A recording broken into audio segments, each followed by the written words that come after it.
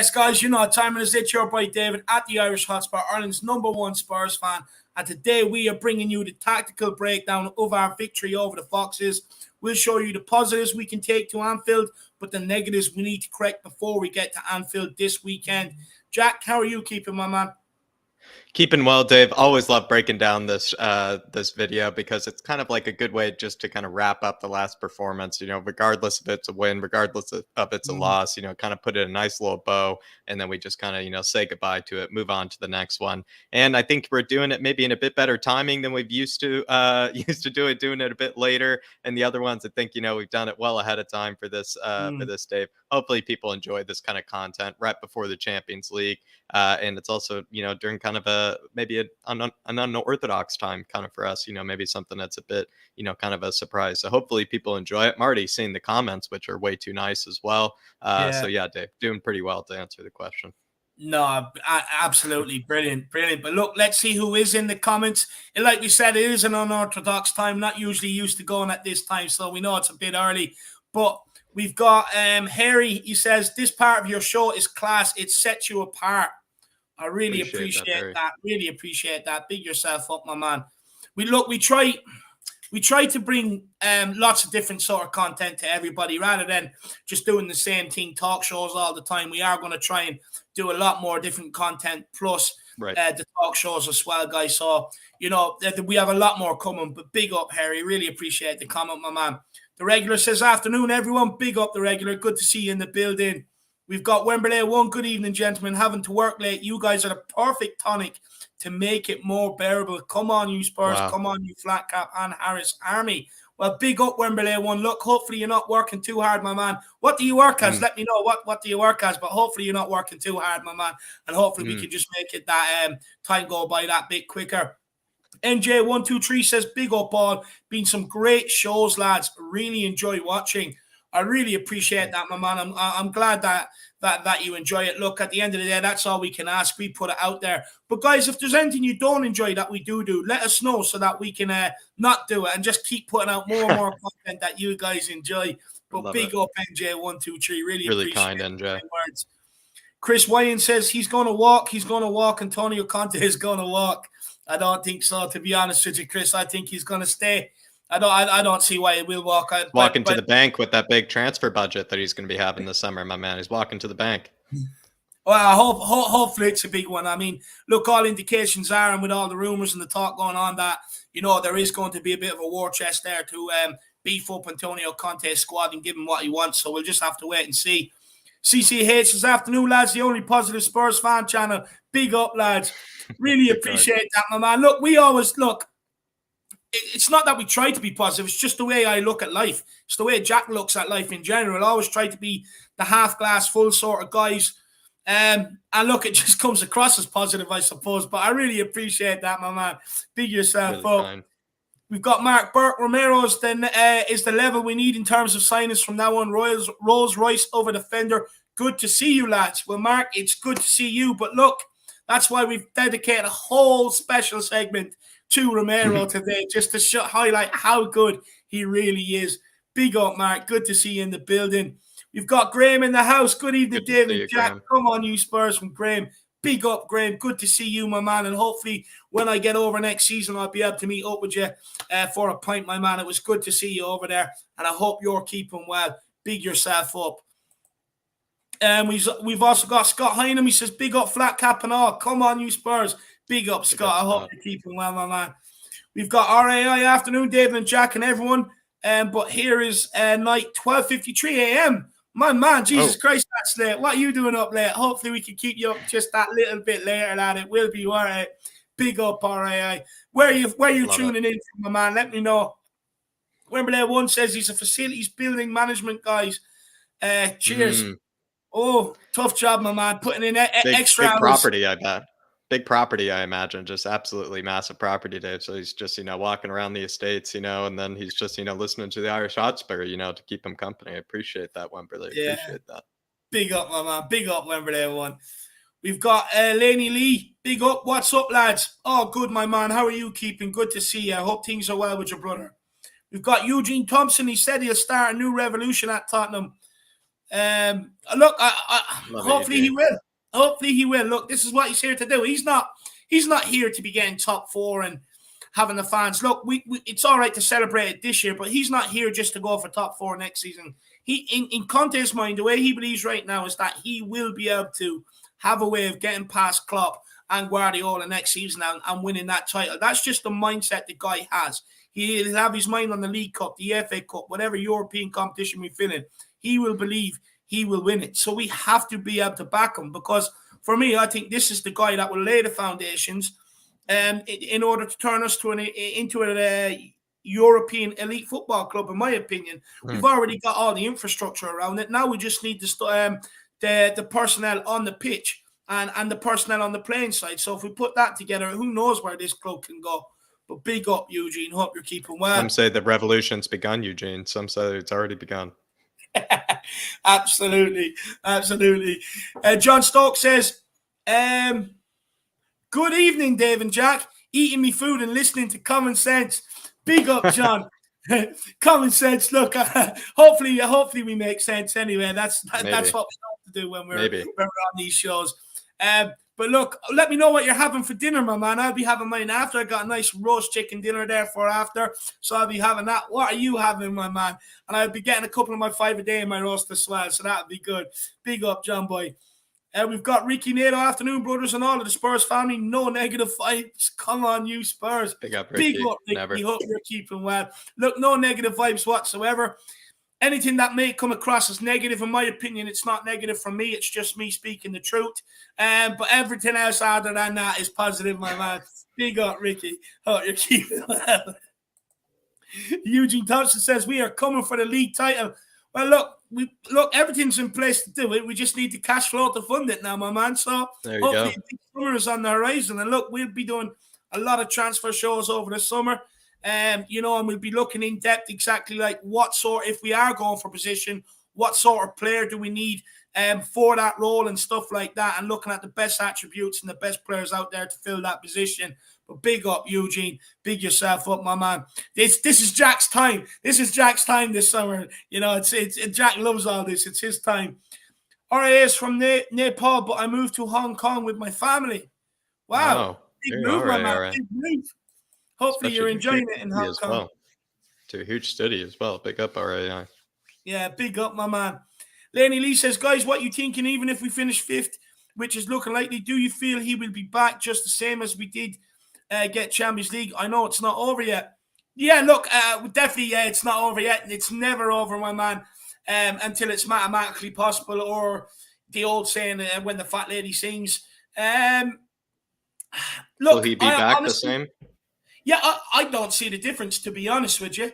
I know Champions League might give you more revenue and might give you a bit more in terms of flexibility, but regardless, I think they should make up whatever the Champions League deficit is if we don't get it, to be able to get into the Champions League and challenge on all fronts like Conte will want to do next season. Look, even if we're in the Europa League, we're going to need a lot more of a bigger squad than what we have now. We can't get through that with 13 players that we can trust. You're not going to get it done. So either way, it shouldn't affect it, because no matter whether you get Champions League or Europa League, for me, the numbers that we need to fill this squad in terms of quality remains the same. So it should not affect it. But Jack, do you think it will?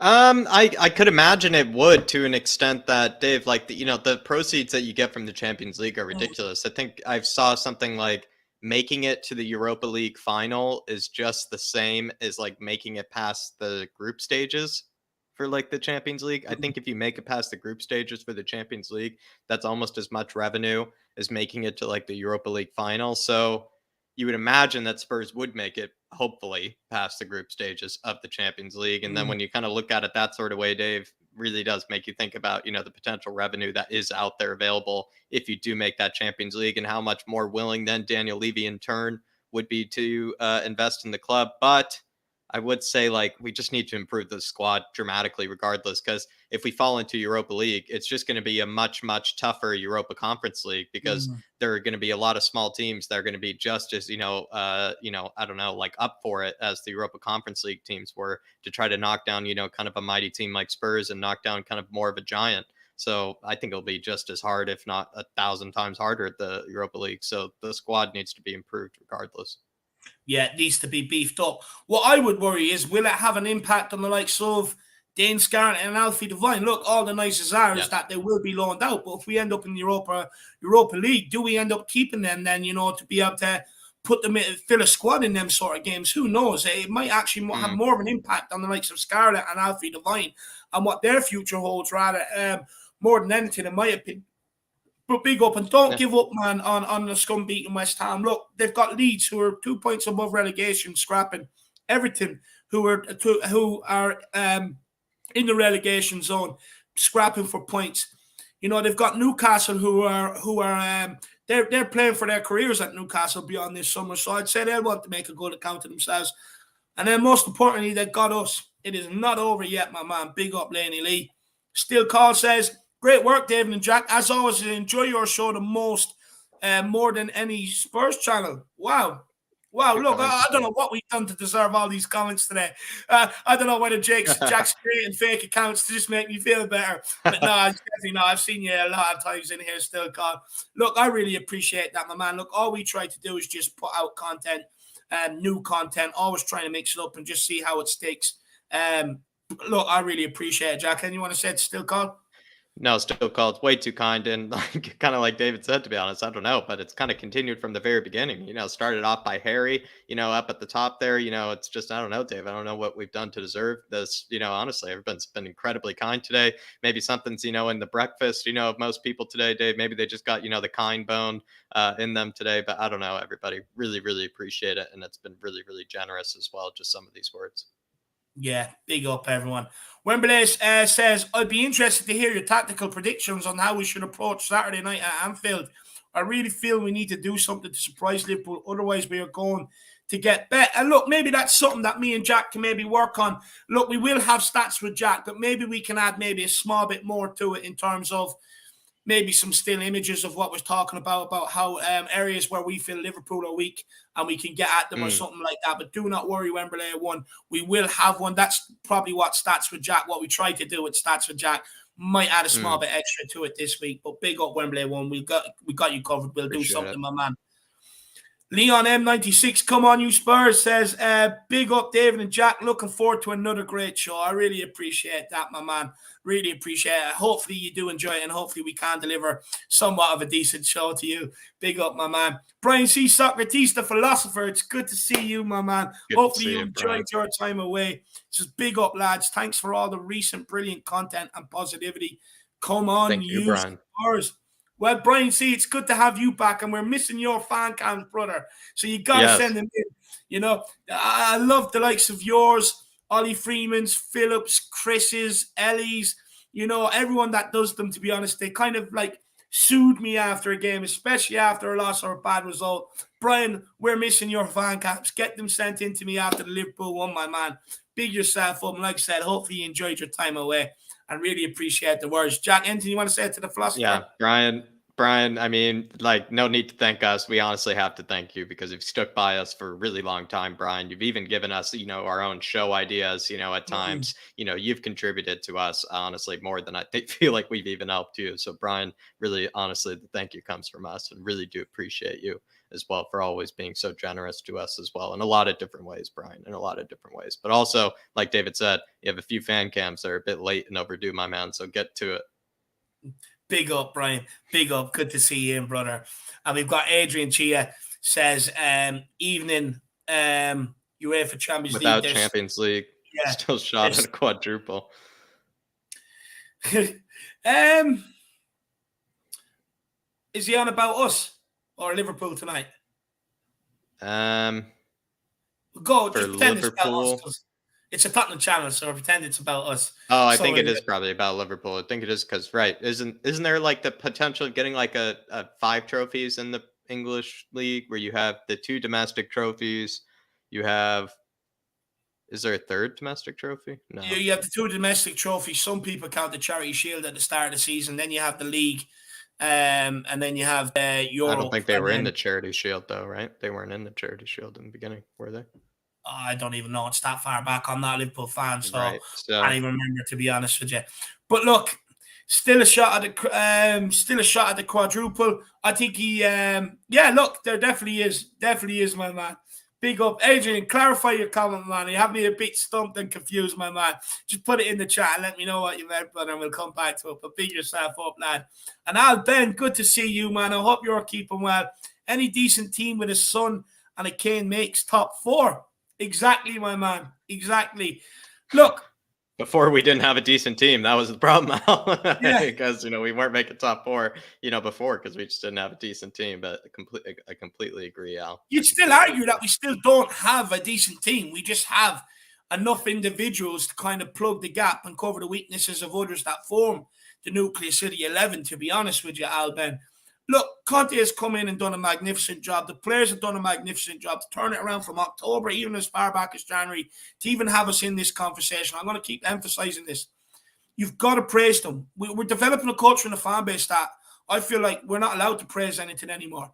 At the end of the day, you can praise Conte for turning it around this season. You can praise the players for turning it around this season and still have problems with what's going on at board level and stuff like that. But you can still praise the fact that we're in a conversation where we just shouldn't be in it and no one had us in it. Jack, anything you want to say to that, Ben? No, I mean, I completely agree with what you just said there, Dave, to be fair. But I don't know. I feel like, we probably over here, Dave, maybe we shelter ourselves with all this praise. But, I guess maybe out there it is maybe tougher to, show a lot of, I guess appreciation for players. Maybe and some people criticize it as over appreciation. I don't know, Dave. I don't know. You're just taught to love the club. Just taught to, to praise the players, especially when they deserve it, because we're quite harsh on the players. But, when they, don't really, when they let us down, we're quite harsh on them. So it seems like when they do, help us, when they do things right, you have to also praise them. I think it goes both ways, Dave. Yeah, look, I always work on, credit where credit's due and bollock where bollocking's due. And, that's the way it is at the end of the day. But big up, Al Ben. Really appreciate the support, brother. I hope you're keeping well. Big up, well. Al. Big up, Adrian. Big up, Brian, as well. Really, really generous and really do appreciate it as well. Really kind words from all of you. And great talking points. And Brian as well. Really, really kind. Thank you, my man. Yeah, big up, my man. Big up, KJ Hotspur. Hope you're keeping well, my man. I liked what you tweeted to me, saying that was me crying about Harry Kane. It's not me crying about Harry Kane, my man. What I said about Big H is all facts. Time has proven the man right, At the end of the day, time is a great thing. Big up, KJ. Look, I wouldn't even cry if Kane left. I'd just absolutely be pissed off, and I would be his number one hater. I'd switch that quickly, KJ. Big yourself up, my man.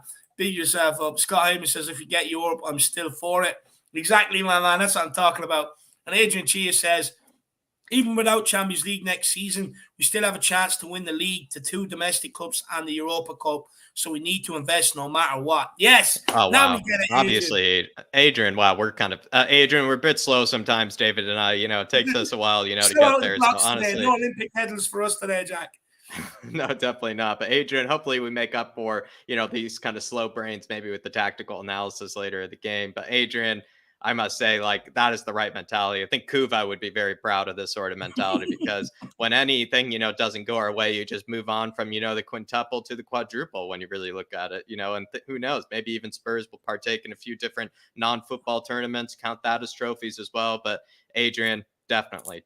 And honestly, I'm a big fan of the Europa League. As much as, we're not going to be talking about, that versus Champions League, I would say I think it's still, to keep the positivity going. I still think that would be plenty what maybe plenty above what Spurs fans expected at the beginning of this season. And even probably when even Conte got in, getting us to that sort of position is just miraculous in itself. And I think I'd be quite happy to be in the Europa League next season. But not going to talk about that. I want more. I do want more, Adrian. So believe me, I want more than that. But it's still to keep the positivity kind of vibe going. I would say it still is a huge feat to get up to 5th in the table at the end of the day.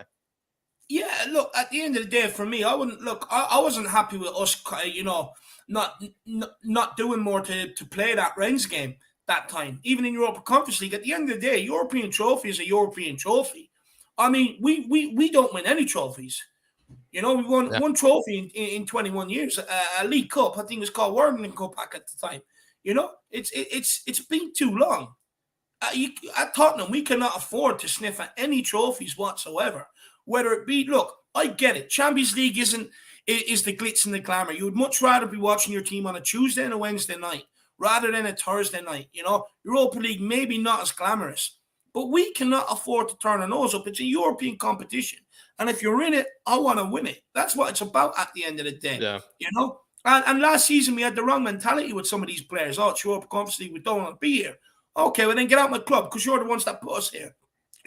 It's this sort of mentality that we cannot continue with. And I'm glad we have someone like Conte because he'll want to win it. If he's in it, no matter the magnitude of the competition, he will want to win it. Silverware is what you're remembered for at the end of the day, at the end of your career. And whether you're a manager, a player, it does not matter, even an owner. What you're remembered for is bloody silverware. So, at the end of the day, we cannot afford to, write off, it's the Europa League again. I want to put the heart right. If we are in it, I want to put the heart right from Zagreb and go on and win it. And look, as far as the other cups, exactly, my man. You still got to build a squad to be able to compete in the Premier League and the other two trophies as well. So no matter what the situation is, the same backing should be there. 100% agree, Adrian. Adrian's right. Adrian, he's absolutely right. The squad wasn't good enough. Like I said, again, wasn't good enough to beat Europa Conference League quality teams. Wasn't good enough to beat, lower level, English pyramid teams. Wasn't, good enough to, beat any real side that didn't have its starting 11. So we need to invest in the deeper ends of the squad significantly, Adrian, because, basically anybody outside the first 13 players on the team sheet are just absolutely useless, and we can't depend on them whatsoever. Yeah, exactly. 100%. Big up, Adrian. Great talking point, my man. You really got me and Jack going there. I love it. The bottom dude, good to see you, brother. I hope you're keeping well. Says, what do you feel about Spurs scouting Seiko Fofana from Lens? Yeah. If you remember, Jack, I asked you about him back in November, if I am not wrong. Is he good?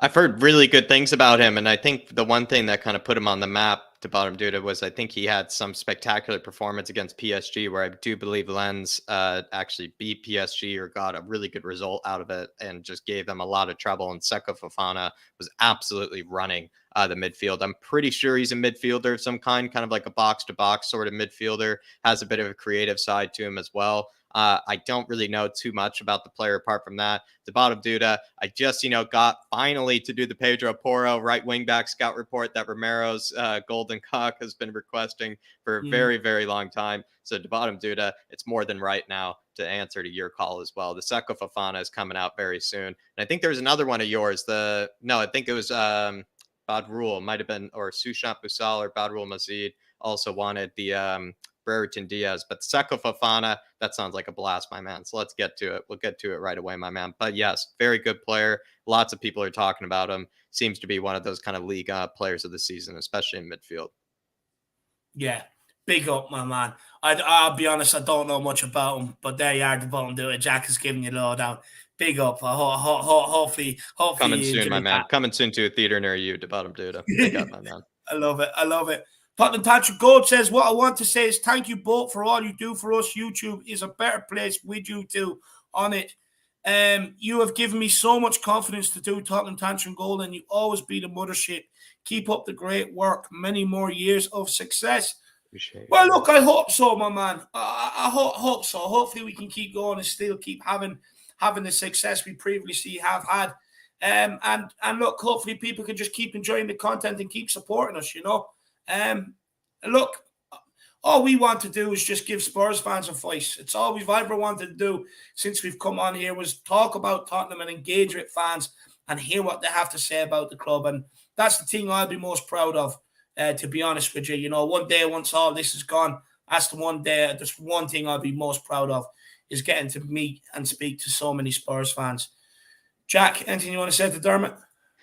Similar thing, like I said to Brian Socrates. Dermot, I mean, not even thanking me or thanking David, we have to thank you. I mean, you've stuck by us for an incredibly long time, just like Brian Socrates has. You've given us, kind of a lot of inspiration. You've given us, the support when we've needed it most. You've stuck by us when we've needed it most. So to be honest, as well as also been generous to us in a numerous amount of ways, Dermot as well. So, and generous of your time, too included. So Dermot, really do appreciate you. And I must say, as much as you're thanking us, we have to thank you, brother. Yeah, no, big up, Dermot. Really appreciate that, man. And look, you'll make a success of Tottenham Tantrum goal. Just keep going, my man, and keep doing what you're doing. Big yourself up, and I really appreciate the support. You're too kind, brother. Big up, my man. The bottom dude says he was in the Premier League before he moved to League One. I didn't know that, my man. Did not know that. I heard about that. Was in the City Academy. PSG are interesting. Big up at I think he might even be a sibling, perhaps, of another Fofana, in the past. I believe. I think there was, maybe I'm mistaken though, but I could be right or I could be wrong. But yeah. It's Bottom Duda coming soon, my man. I'll definitely inform myself on him very, very soon. Big up, Adam Phillip. There you are. But look, Jack, we'll crack on. We'll get into it. Let's get this breakdown going, my man. Starting with the match stats, as always, Spurs did have more shots than Leicester and had more shots on target, but did not have nearly as much possession. We had 39% possession, where Leicester had 61%. In terms of big chances, we created 3, and in fact, actually missed 2 big chances as well, where Leicester didn't really have a big chance at the end of the day, according to SofaScore. In terms of passes on the day, I mean, they had plenty more passes. They certainly were probably wasting the ball a bit more in possession than we were. We, of course, like to play a bit more dynamic, a bit faster, a bit kind of more intensely with with the ball. And then our passes in the opposition half were, I don't know, like, it's kind of interesting. I feel like maybe they didn't have nearly as many passes in the opposition half as they probably would have liked. Their sort of passes suggest that maybe they were passing it in the back four, a lot, and really weren't making that many decisive passes inside our own half. Whereas our ratio is somewhat similar, but still at the end of the day, I think we did show that, we weren't also just passing it within our own half. We still were able to put together a few, combinations inside the Leicester half. Big chances, like I said, I don't know, Dave, like, we just didn't have nearly as much possession. We conceded a lot of possession in our own stadium, which could be a bit of a question mark. But we certainly created plenty of chances of it. And we played the style of football that we know we're very good at, counterattacking, more of a deeper kind of lying defense. It wasn't like we were playing a low block of any kind, but, just a deeper setting, defense. And we just try to hurt teams, when they lose the ball in certain areas. And I don't know, Dave, just a team that kind of played to Spurs' strengths, you could say. And that's what the stats are showing here. Yeah, I definitely think they played to our strengths, Jack. But one thing I'll also say by looking at them stats, less possession, more shots on target, 13 shots on goal, the passes in opposition, third, and big chances created.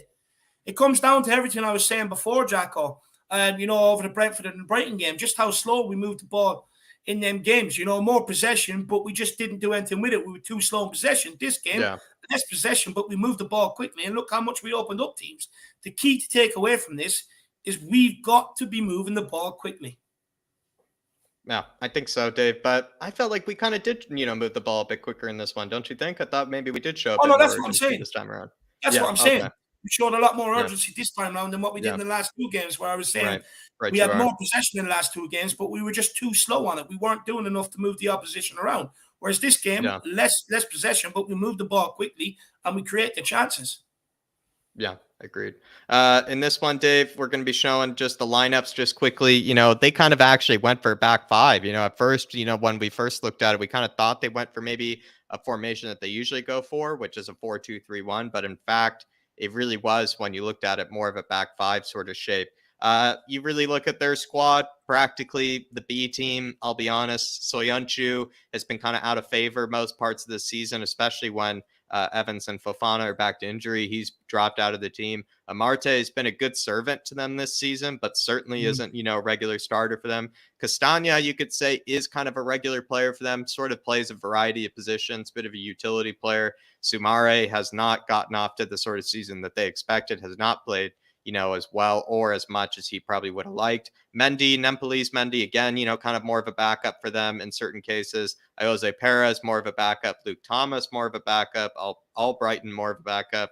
Daka, you could actually say, is preferred to Vardy in the Premier League this season. So Daka is somewhat of a starter. I think they're just using Vardy for the Europa Conference League game that's coming up. And then Iheanacho did come in as well and certainly had a good game, but it's also probably more of a backup as well. So really look at things here, Dave. I mean, it was more of Leicester's B team. Yeah, it was. Look, they made a lot of changes. I believe it was 8 changes from the side that played Roman during the week. He made B team, but look, they have a better squad than what we do. They just look, Leicester were poor, to be honest, but they've been poor all season. Yeah, exactly, Dave.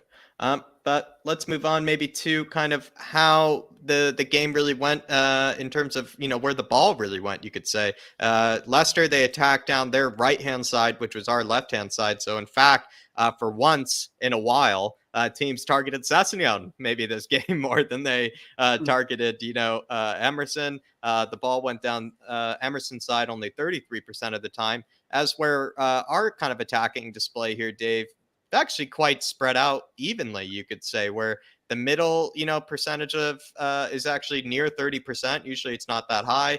Left side, it's about the same as the right side. So we actually attacked nearly equally down both sides, which is also maybe nice to see. It showed that, perhaps both fullbacks were able to, keep possession and maybe do things on the ball in those sort of wide areas kind of equally well, whereas maybe you could see in certain games, maybe one fullback just has clearly a much better game than the other. Therefore, the ball maybe goes down that side more, or also just because maybe certain teams force you to go down a certain side maybe more often too. I look at this where I look at this more as where the opposition got more joy during the game. And for me, look, of course, it's going to be down our left-hand side and they're using their right-hand side. Is because anytime they came down alongside Romero, they got no joy.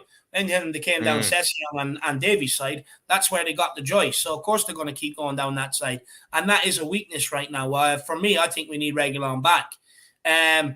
Look, they didn't get any joy when they came down our right-hand side whatsoever. And then through the middle, I mean, to be honest with you, I thought they were actually I thought they couldn't do anything through the middle. And that kind of reflects it with the 21% because of how good Bentancur and Højbjerg were and how hard they worked. Yeah, I think that's probably right there, Dave. And to be fair, probably the fact that Soumaré and Nempli's Mendy aren't really the greatest on the ball either. Maybe that also showed that they weren't going to be able to dominate the midfield in the way that Højbjerg and Bentancur did. So it wasn't as tough of a midfield battle as maybe we're used to. Go Getta is in the house saying, my guys, big up. One last push for top 4. Come on, you Spurs. Good to have you back, Go Getta. Good to see you. Yeah. Good to see you. I hope you're keeping well, my man. I hope you're keeping well. It is great to see you. And look, one last push. Look, I'm not writing off Anfield. I know the record we have there, but I have a bit of hope on how we done earlier on in the season when we played them at home. And look, they broke our hearts in the Champions League. But, things in life always usually come full circle. So hopefully we can stop them from winning the league and then put some pain on them. But big up, Go Getta. Good to see you in. And top 4 is still on until the match tell you otherwise, my man. Love that. And also just wanted to say hello to Sue Smith, who's in the house as well, saying the Leicester second string, we should expect to beat them, especially at home. Liverpool will be a different kettle of fish entirely. I think we always knew that, Sue. But the Leicester second team was certainly not nearly as good as probably we expected. Even with my stats with Jack Sue, I kind of expected them to still put out a more of a half-decent team. So I think you're more than right, Sue. 164 Spur in the house as well. Good to see you. Good to see you. Big up Paddy Higgins as well. And then we also have Missy Owati says Michael. We were and Scouse cheeks. Big up, Michael. Well, good to see you in. I can't wait. Honestly, the squeaky little voices on them, what is it? Ganach, Stephen Gerrard. Honestly, their balls haven't dropped up there yet. I don't know what's wrong with them. And Go Getta says, I agree, David. I'm not writing off a potential result against at Anfield. As long as we defend well, we can definitely hurt them as they play a high line. Exactly, and that's something we can definitely exploit, my man, which other teams have exploited.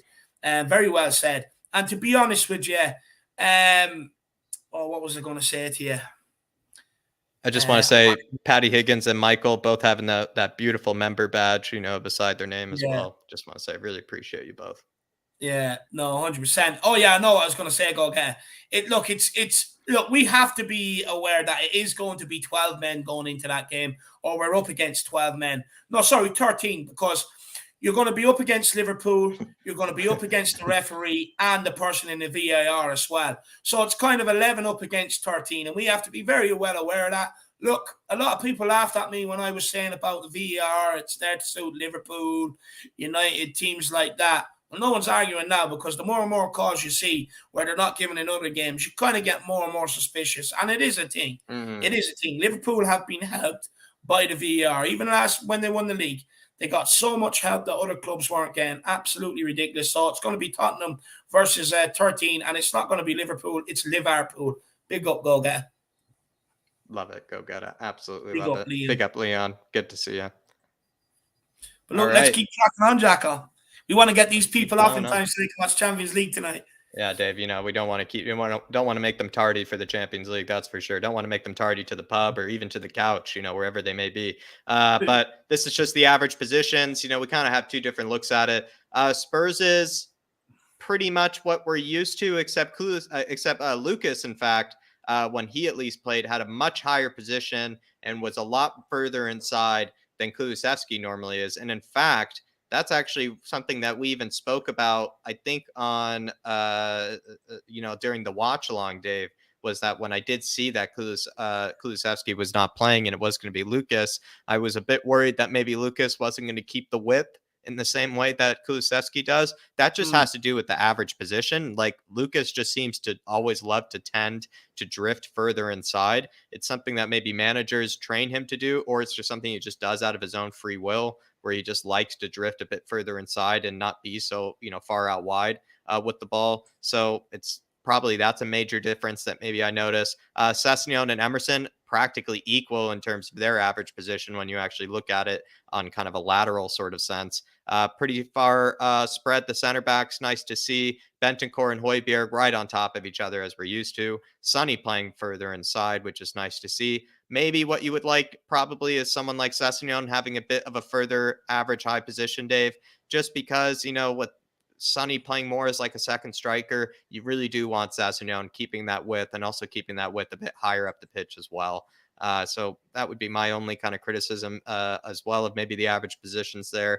You also look at Leicester's, like, it maybe was more of like, I don't know, maybe I think we actually go to the next one here, because I think the next one just actually better describes Leicester's here. And then you can also see kind of the player names available to them. You can see actually a lot of players kind of, playing through the middle. They didn't really actually have many midfielders through the middle. I mean, Mendy is really the only one holding it down there. And then Sumare, for some reason, was out playing a bit further right.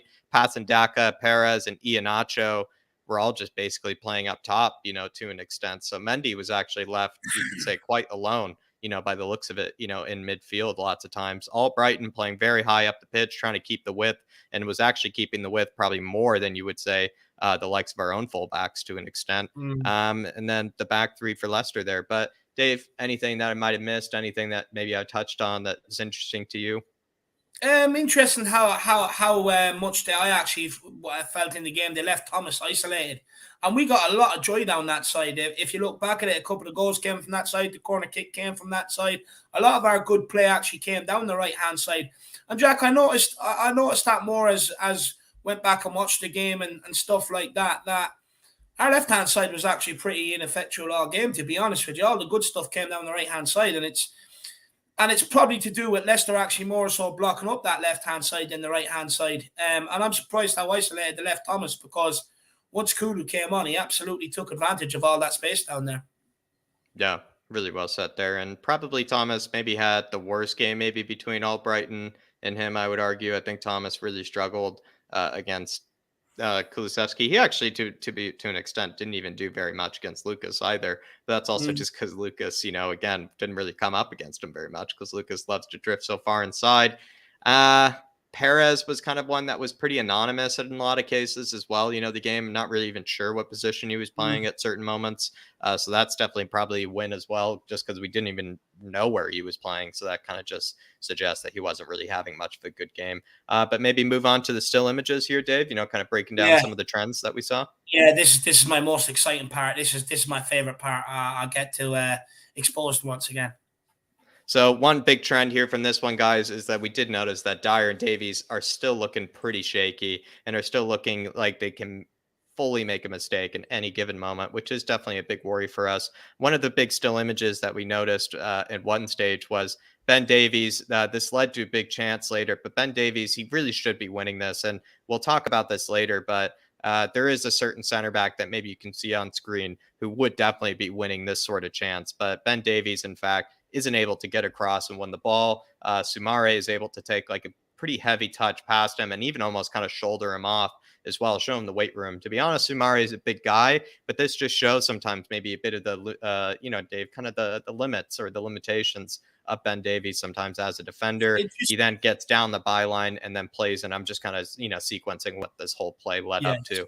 And then he plays a pass into Iheanacho, and it actually ends up going off the post, I believe, here from Iheanacho. It's a huge, huge chance for the player as well. And there's a huge gap in there, which is also a bit of a concern that maybe we'll talk about later. But Dave, Ben Davies here, I mean, he's just definitely got to do better. And it just shows that sometimes this is why we're going for, a much better left-sided center back in the summers, because maybe that left-sided center back that we bring in, like a Bastoni or someone, would be winning this challenge.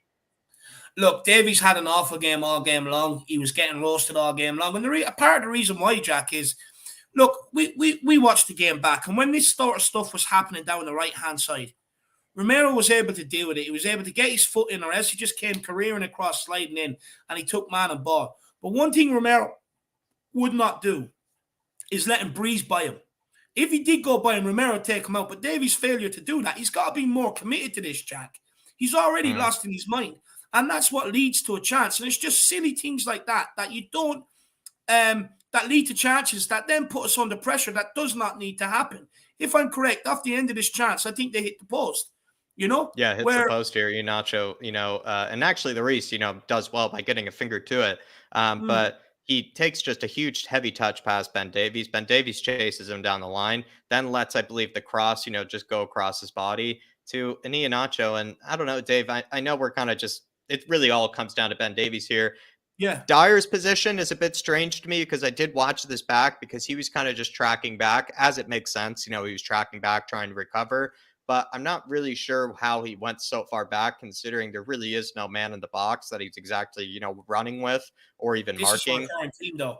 This is a recurring team. So I actually would say it's a bit of a combination of Dyer and I don't know, Romero actually, I think in this moment actually ends up, helping us a bit out because he actually closes down, I believe, Iheanacho alongside with Højbjerg. But Dyer and Davies here, just kind of, I don't know, Dave. It's like their heads aren't really screwed on. It's not. Like, look, just go back to the last image for 1 second and we move on to this one. Sorry, Jacko. This one here, man and ball should be put out over the stands. It's one thing you're taught as a 5-year-old. Take man and ball. It's 50-50. Go for it. And it's just not good enough defending. And these sort of things cannot happen. In positions like that, you cannot allow him to skin you like that. You got to take man and ball. You got to be more aggressive and love defending more. And this is part of the reason why we've crumbled over the years. It's little things like this where you should be doing the opposite, taking man and ball with you. But if you just go on to the next shot, Jack, just what you highlighted there about Eric Dyer, we will see in images, and I encourage everybody, even if you want to just go back and watch highlight reels after this, watch how many times Dyer's first reaction is to go backwards, is to drop, drop, rather than come out and meet or anticipate where the ball's going to go. And this isn't new, by the way. It's only... We're highlighting it more, but this is something I seen last season. Go back to when he was at fault for 3-4 goals against Leeds and how many times his first instinct was to drop, rather than be proactive and read the game. And this is why these shots on targets are happening. These shots on our goal are happening. And if we had better defenders, they would not happen. Yeah, exactly, Dave. And I would probably say that huge gap in the middle could probably just be fixed by just Dyer maybe not dropping so deep there, Davis, like you said. But as well, just another quick thing that, leads to something here before we get to these really generous super chats. But Dave, so you were speaking about Dyer's, first reaction to back off here. This pass comes in from Albrighton, and Iheanacho's back here, Dave, I believe this is Iheanacho's, yes, because this is Patsandaka who takes the shot there. Iheanacho's back, Dave, is 2-goal. I don't know why Eric Dyer's reaction here is to be backing off when Iheanacho's back is to goal. It's not like he's even turning yet. It's not like he's even running and facing Dyer yet. And Dyer, you can see by his body position, it's highlighted right there. His initial reaction, Dave, is to back off. And it really doesn't make any sense to me, to be honest. And it then leads to this chance where then Iheanacho turns, is able to then play a pass to Patson Daka, to which then Patson Daka is able to then hit a shot that I believe Lloris saves off the post. So the last chance, I forgot, Dave, the last chance was in fact saved by Romero. So we forgot. So this was Ben Davies' chance, and I believe it was Romero that might have saved this one. But I don't know, Dave, it's just atrocious defending from Dyer and Davies. I'm actually starting to get confused with the chances that they start to give up to Leicester. I know what when you're on about that one's coming, that's even worse. But if we just go back to the first one, I just want to explain what he should be doing, Jack. I'm not even going to bring up anything that you said because what you said is perfect.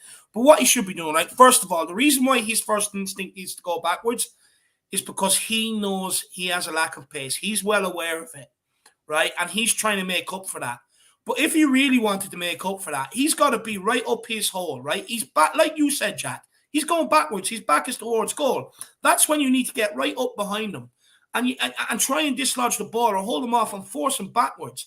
Yeah. And then that pass, like you show in the next image here, if we just go to the next image, Jacko, then that chance does not happen.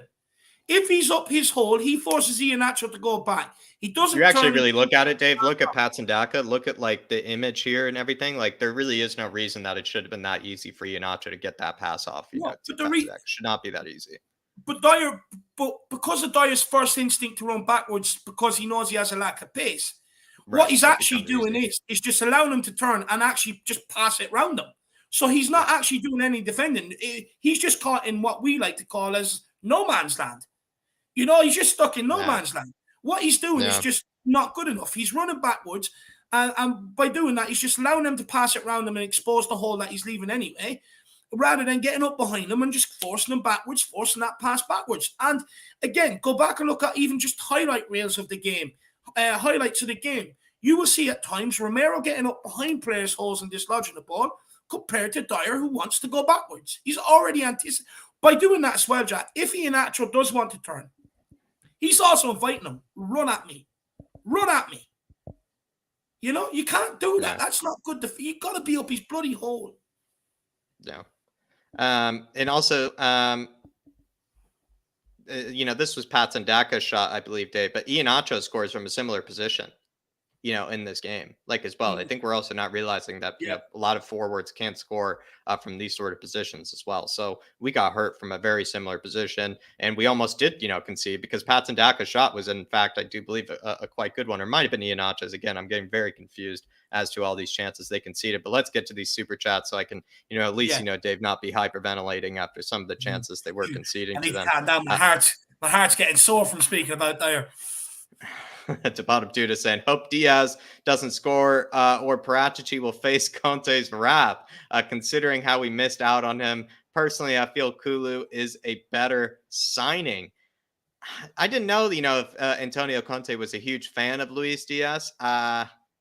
Maybe he was, but I think we're all probably kind of fans of Luis Diaz. I mean, he really does look like an absolute player and an absolute baller. He probably is worth kind of every single price or every single dollar that they paid. The same time, Kulusevski is also looking like, you know, somebody that's worth every pound that we paid to an extent as well. So probably both camps are happy. Maybe, you know, just probably both clubs should just probably high five each other. Maybe both directors of football, you know, just kind of call each other up. Maybe, you know, share a bottle of wine, just talk about all the great deals they've done this season. Because honestly, I'm happy with Kulusevski. They're happy with Luis Diaz. But to bottom Duda, you know, maybe he is a big fan of Luis Diaz, you know, perhaps, you know, Conte, maybe he will, you know, say something to Paratici, you know, maybe sometime at lunch or something. I look at Diaz. I do look at Diaz. Look, I do think he would have fitted into this Tottenham team, to be honest with you. But look, I would not change the ginger from Sweden. I absolutely love this kid. In all the football managers and FIFAs, I used to buy him. I've been a big believer in his talents. I've watched him for Sweden. I've watched him for, you know, Sweden under 21s. He's a very good player, and I'm so happy we got him. And this is a guy for me that with added squad depth, you could almost get him to train alongside Harry Kane and get him to adapt into that striker role. He has the same sort of body shape, same sort of playing style as Kane, and eventually you could get him to play in that sort of role. This guy is going to be adaptable, and for me, I'm absolutely delighted with Kulu. Look, Diaz, look, I don't know if you remember this, Jack, but I remember pulling up a report on the 1st of January about a rumor from a local Portuguese paper saying that Tottenham triggered this guy's release clause. And I was like, no, it's definitely not true. You know, nobody's heard of it. But then a couple of weeks later, it was all out there. It came true. But Diaz used us to get his move to Liverpool. His agents, he knew he was due to go to Liverpool in the summer, but he wanted to trigger that move early. And he used us to be able to get that done. At the end of the day, a choice of Tottenham, Liverpool, and he chose Liverpool. I can't argue with that. I cannot argue with that at the end of the day. It's his choice. It's his choice. Look, I'd much rather he chooses Tottenham. I'm a fan, of course. But look, fuck him. We've got Kulu. That's all that matters. That's what I say to Bottom Duda. Both camps are happy. That's what I would say to Bottom Duda. Both camps are happy. And also to Bottom Duda, as you definitely know, I don't even need to be telling you this, you know, Conte wanted him over at Inter at one stage because of, you know, his fantastic season at Parma, Kulusevski had. So, you know, I feel like both camps are happy at the end of the day. But maybe, just maybe Conte might whisper something, you know, say, could have got me both, you know, Prachi, could have got me both, my man. But big up to Bottom Dude. I really do appreciate support. Yeah, big up, my man. And then Taj, I believe here, maybe by the looks of it, with a really, really generous one as well, saying, love your show. Really appreciate that, my man. Really, really generous as well. And he says, thanks for all this hard work on the tactics. Look, my man, I really appreciate that. I really, really do appreciate it. Look, me and Jack, we after some, like, we used to enjoy doing the reviews and stuff, and we will get back to doing them when we have like discussion panels and stuff on them. But we also wanted to go back and look into the tactics and just see if there's anything missing that's maybe not brought to the eye, you know, that people maybe don't see straight off the bat. And it's just little things like this, you know, when people are saying Dyer and Davies are having good seasons, yes, by all accounts, they're having decent seasons. But if we want to be successful next year or even mount a good push, do they have to be replaced? And the answer is yes. And little things like this, like we're showing you, is the reason why. And it's things that maybe don't get brought up on discussion shows and panel shows and stuff like that. Is little things like this. And look, ideally, what I actually wish we'd done is put another picture of Romero beside that Dyer one of him running back and Romero up a player's hall, just to show you the difference in caliber of defending and maybe the love in defending, you know. But look, I'm glad you enjoyed this. I'm glad you enjoy it. Big up, my man. I really do appreciate the support. Absolute legend. Really everyone, keep smashing that like button, keep smashing that subscribe button, and keep getting the super chats in. It's a great way to support us, and it really helps everything we do here. Look, these tactical previews, believe me, it takes watching the game, watching highlight reels and everything else to get the right images, and there's a lot that goes into it, a lot of hours. So I really, really do appreciate it. Really much appreciated, Taj, and really, really generous, as well as to Bottom Duda as well, of course. But moving on to another moment of, you know, Dyer and Davies shakiness. This one was a ball in. I believe it came from Castagna or Albrighton, I believe. And then it just was, I don't know, Dave. I think maybe I just go to the next image where, you know, the ball is played in. You see their position right now. Maybe shouldn't be too much of a problem, except for the fact that Ben Davies doesn't really know, you know, who's there, who he's marking.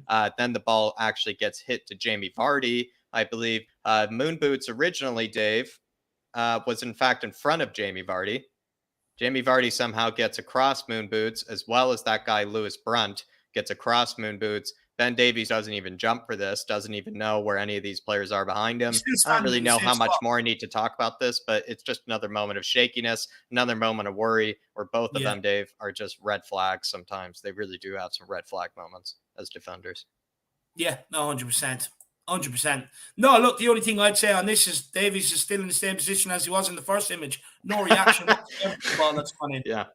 That's the best way to put it. That's the best way to put it. This one, Dave, led to, right, this is the moment that led to where Romero absolutely saves his ass. Where, Dave, I believe it was a Højbjerg. You know, Højbjerg actually does well from assessing your own pass, calms things down. You can even tell Højbjerg, you know, listen, guys, I've calmed it down for you. Here you go, Davies. You know, and Davies, in fact, with this touch right here, or maybe his second touch, I believe, hits it like 5-6 yards in front of him. To, I believe, Patsadaka, and then it actually leads to a really good chance. Or no, it's not even Patsadaka. Albrighton actually takes it. Albrighton takes it down the line, plays it across, where Romero eventually saves him, Dave, from it. But, I mean, I don't know, Dave. Again, just fits the whole theme of, you know, Davies and Dyer just being very shaky.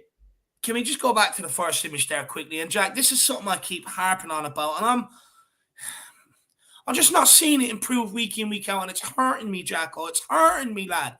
Is being on your toes. Look, what happened here is Højbjerg got on the ball, passed it inside to Ben Davies, and bear in mind, we're trying to be a team that passes out from the back into midfield, into the forward line, rather than relying on long balls up to the forward line, right? And then getting a hold of it. So what happens here is Ben Davies is caught flat-footed, not expecting the pass. He takes a heavy touch, gives it away, and then you see what happens in the next image there, which is the crossing. If we just go to the next image there, Jacko. Yeah, just and then you see what. Yeah, no, you see what happens here in the next image. It leads to this, and then only for Romero being proactive and reading the game, he manages to cut out the opportunity and put it out for a corner kick. But Jack, this is something like we keep seeing. We've pulled up images from game upon game now of players flat-footed, not expected. Last week it was Dyer against twice. Last week it was Dyer. This week it's Davies. And this is what I keep saying to people. Each week it's going to rotate between them, and it's just bad defending. I mean, Højbjerg's there, like with his arms out, calm down. Davies fluttering all over the place, caught flat-footed, not on his toes, which is something you're taught as a 5-year-old. Be on your toes, ready to receive the ball. That way, the likelihood of you taking a heavy touch or you're getting your pocket picked from an oncoming player, it lessens that chance. And he's just not on his toes. He's not ready. He's panicky. And it's just things like this that we're leading to our own downfall. We've seen it last week against Brentford. You cannot do this against Liverpool. You will be punished. That will be in the back of the net. That would be over. That would be 1-0, 2-0. You cannot have these mistakes. And that's just from these two alone.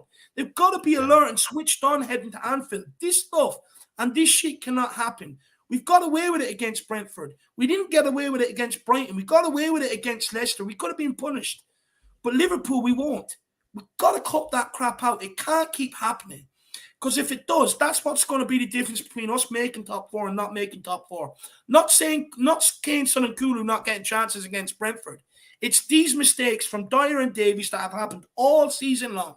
These switching off and stuff like that. It can't keep continuing. It's the difference between us, Chelsea, City, and Liverpool. That's the reason why we brought up, this sort of theme, just to, get it over with right away, Dave, before we move on to the better things, was just the fact that, we had to start off maybe with the things we just didn't want to talk about, which is, thinking about this Liverpool game. Dyer and Davies did not have good games against Leicester, and it certainly would have been an easier game for them to have a good performance. They still were shaky, and it just maybe is some worry signs for the next game, because these sort of mistakes that they were making, these sort of kind of even just small mistakes that led to bigger, chances for Leicester that were so unneeded could be ending up being goals, for Liverpool, because they can punish you. Whereas, maybe teams like Leicester City won't maybe punish you as often as a team like Liverpool would. So that's the reason we brought up that, like David said, just to maybe think about the Liverpool game in context and the fact that, these sort of mistakes would be punished by much better teams. And there's more coming, by the way. Wait until we get on to Leicester's goal. There's more coming about Dyer. Everyone's scared of Romero. This was a great theme of this one, Dave. Romero just had an absolutely baller of a game. This was maybe just before we move on to the composure and stuff like that. We want to talk about some of these tackles here, Dave. I mean, look at the man. It's just running absolute freight train style through this tackle here. Ends up, getting to the ball. And there's no reason, Dave, that he should get to the ball here. I mean, look at the difference between these two. And somehow he gets to it first. You look at the other occasion as well with the Soyuncu situation. Again, another example of he has no right to get to this ball, Dave, but somehow does get to this ball here. It's honestly ridiculous. But maybe a few others just for sakes. He also scared Kasper Schmeichel, put a bit of an injury on Kasper Schmeichel, absolutely ruined Luke Thomas at one stage as well with a huge sliding tackle. We found Ben Davies in a similar situation here, didn't do anything with it, whereas Romero just absolutely goes completely through him. But Dave, on the day, the big theme certainly is that certain people in this world, as they should be, are in fact scared of Christian Romero, you can tell. Well, I mean, Jack, you look at the other images we've just seen of Dyer and Davies on their feet, looking around in no man's land, don't really know what's going on. And then you see this guy, look at this picture. Look at Leicester players 2 yards away from the football. Romero's ages away. And he starts further back, by the way, and just comes through him. Thank you very much. I'm having that. Good luck. Doesn't want to run alongside him like Davies does. Doesn't get caught out running backwards like Dyer does. And this is the difference. He goes forward and tries to defend. They are constantly thinking of going backwards. And then from winning that first tackle. This is the result. This is the ones that lead up to the goal. Again, Soyuncu closest.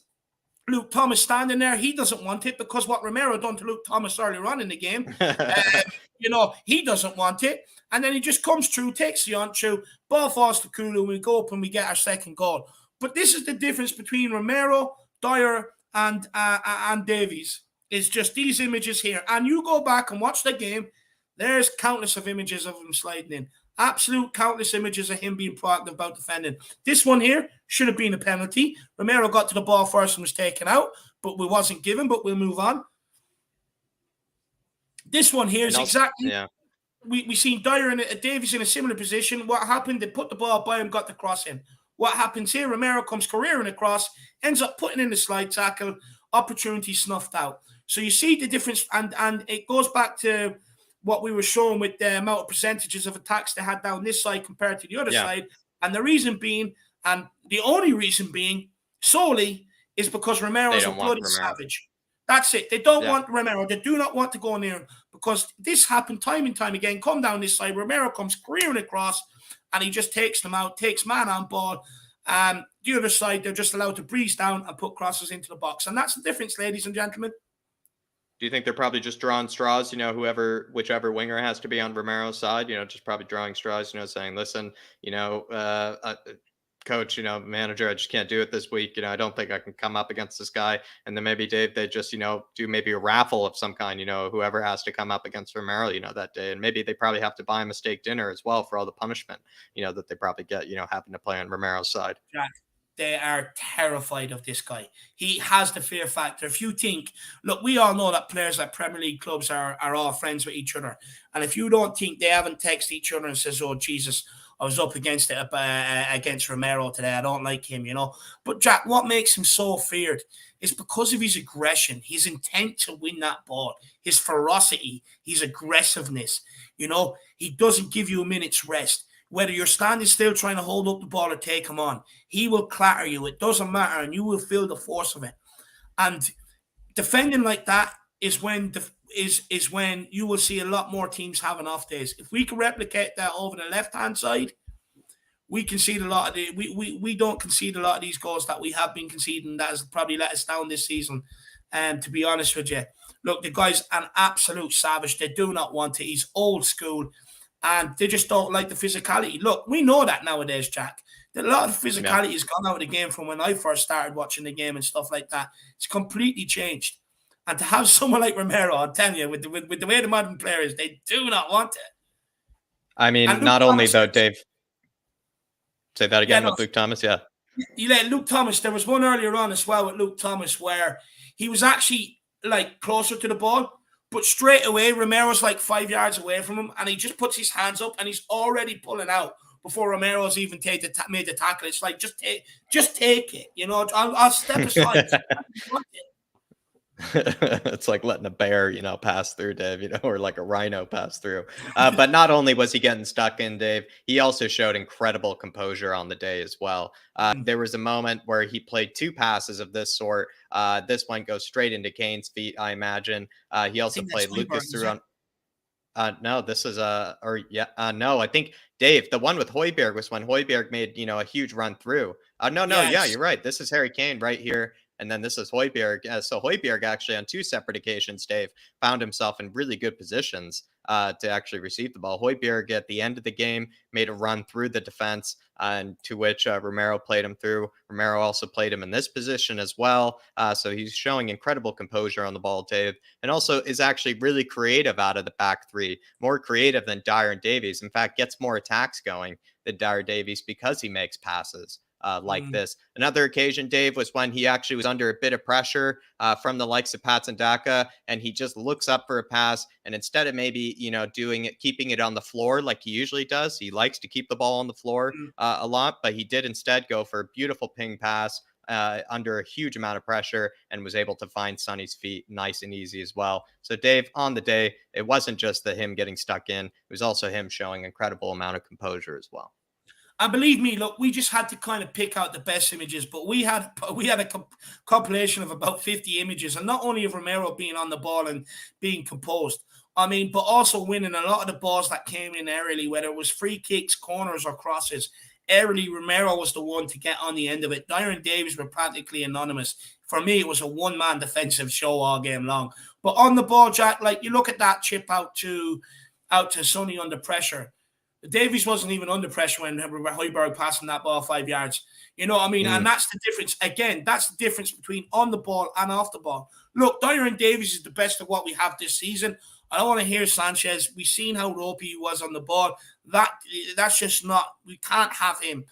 But the point is the reason, a lot of the problems, and I've always said this, is because we haven't upgraded in these areas, these problems will still happen. But they've also been a massive part of why we have been where we've been the last couple of years, is purely because of the switching off moments that cost us 3 points, cost us the difference between a win and a draw sometimes.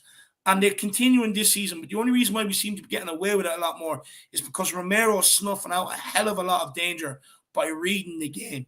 So we do have to upgrade on them come next season. Romero is absolutely world class. And basically, he's come in and he's shown us what we should be expecting from our defenders.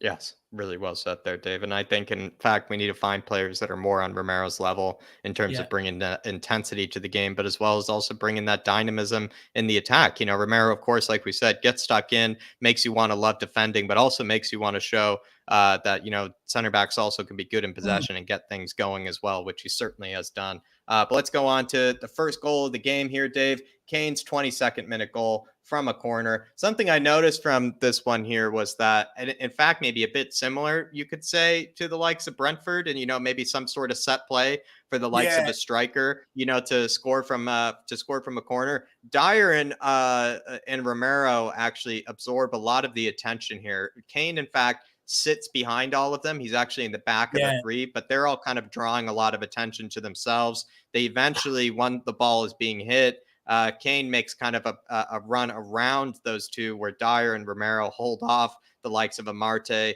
I believe Daka as well as Sumare might have been in there. Or no, I think it was Amarte, and then Sumare might have been in there too. And they were able to hold them off, and then Kane was able to run around them to make a free post header, a free kind of header to an extent. But the header wasn't easy. There was actually another example of, maybe just so it wasn't total BS, maybe what I'm talking about. You can see them kind of going for it again in the 70th minute here, the same sort of kind of routine. When Kane did get this chance, though, Dave, wasn't an easy finish, I must say, in fact. And you can tell that he didn't actually have a big angle to finish it through. But I know we don't need to spend a lot of time on this, but what's maybe something that you want to talk about here, Dave? Maybe the finish, you know, the set play that we went for.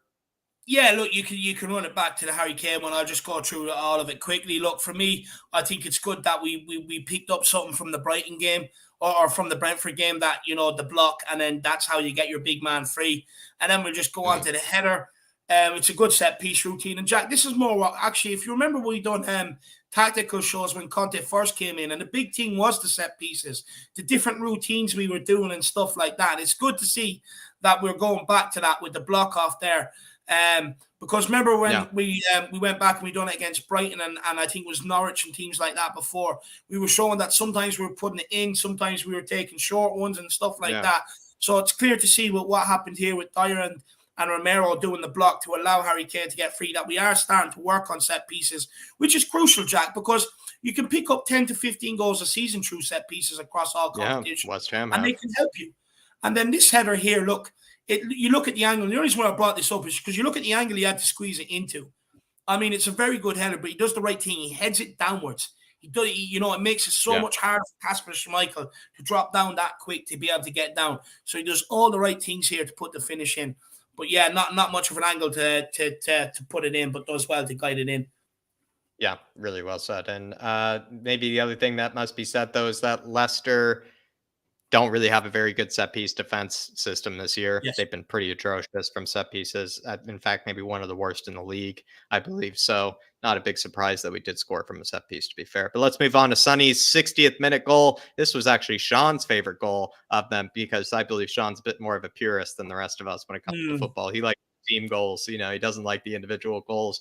What really shows here is Kulusevski's decision making that we'll talk about later. But the first thing I want to show here, Dave, is that what actually leads to the chance and all the space for Sonny is because Harry Kane makes this run kind of slightly off to the right, which Yeah. drags actually the likes of Castagna here. Castagna at first, he's able to defend both Son and Kane, but the run that Kane makes allows it so that he has to make a decision, Castagna. It's actually pretty poor defending still from the likes of Amarte, because Amarte, goes with Kulu and then isn't able, to take the ball away from Kulu, which then just makes it, the decision for Kulu even easier. But it is that run from Kane here that actually creates even more space for Sonny, because once Kulusevski gets by the likes of Amarte here, you can see Castagna's run with Harry Kane, and then you can see Sonny's, opportunity to be able to make this run inside here. What's actually very clever, I must say, by Sonny, Dave, is that Sonny isn't,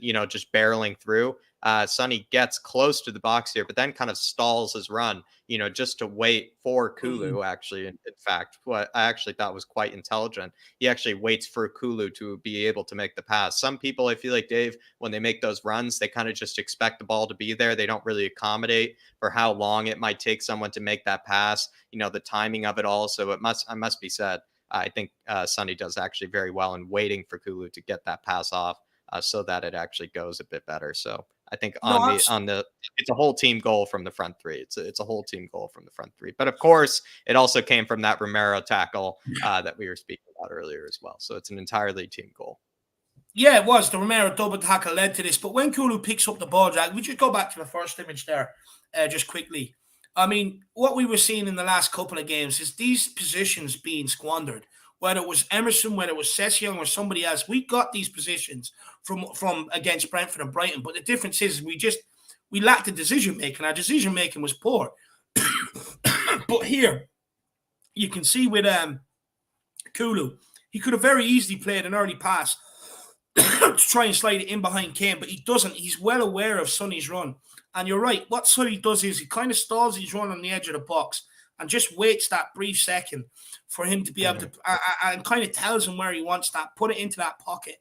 But what he does after that is unbelievable. The way he rolls the ball across him, he takes Albrighton out and opens up the shot back across the keeper for himself, and completely takes Albrighton out of position. It was unbelievable. But again, Kane's unselfish run as well, creates that space. So it is a good front three goal, Jack. It is a really good front three goal. And, I tried to somehow, replicate those Romero tackles, Dave, which you can't, do in 2D. You just simply can't. But, it did try to show, maybe what happened there. It actually started with a free kick from Bentancur. Bentancur plays the free kick quickly to Kulu. Kulu receives a bit of pressure from Soyuncu, plays it out wide to Emerson.